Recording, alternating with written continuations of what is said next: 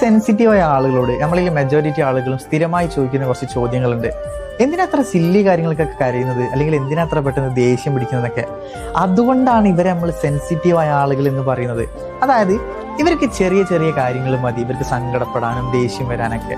അതേപോലെ തന്നെ ചെറിയ ചെറിയ കാര്യങ്ങൾ മതി ഇവർ ഹാപ്പി ആവാനും.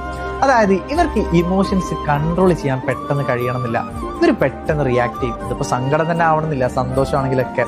പക്ഷെ ഇതിന്റെ ഒരു പ്രത്യേകത എന്ന് പറയുന്നത് ഇതെല്ലാം ഇവർ കാണിക്കുക ഇവരുടേത് മാത്രമായ ഒരു കംഫർട്ട് സ്പേസ് ഉണ്ട്. അതല്ലാതെ എല്ലാവരോടും ഇവരിങ്ങനെയല്ല ബിഹേവ് ചെയ്യാം.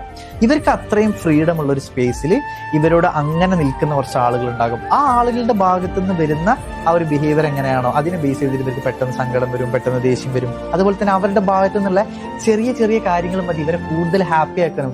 നമ്മൾ വിചാരിക്കും ഇതിലിപ്പോ എത്രയും സന്തോഷിക്കാനൊക്കെ ഉണ്ടോ, ഓർക്ക് അത് അത്രയും വലുതാണ്. അതേപോലെ തന്നെ നമ്മൾ വിചാരിക്കും ഇതിനിപ്പോ കരയേണ്ട ആവശ്യമൊക്കെ ഉണ്ടോ, ഓർക്ക് അത് കരയേണ്ട ആവശ്യം ഉണ്ടാവും. മാത്രമല്ല ഇവർ ഈ ഓവർ തിങ്കിങ്ങിന്റെ ആൾക്കാരാണ്. അവർ നല്ലോണം ഓവർ തിങ്കിങ് ചെയ്യും. ഒരു ചെറിയ കാര്യം കിട്ടിക്കഴിഞ്ഞാൽ അതിന്റെ പീക്ക് ലെവൽ വരെ ചിന്തിച്ചിട്ട് ഇവരെത്തും. ഇതൊരു രോഗമോ വേറെ വലിയ ഇഷ്യൂ ഒന്നല്ല, അവരങ്ങനെയാണ്. രസല്ലേ?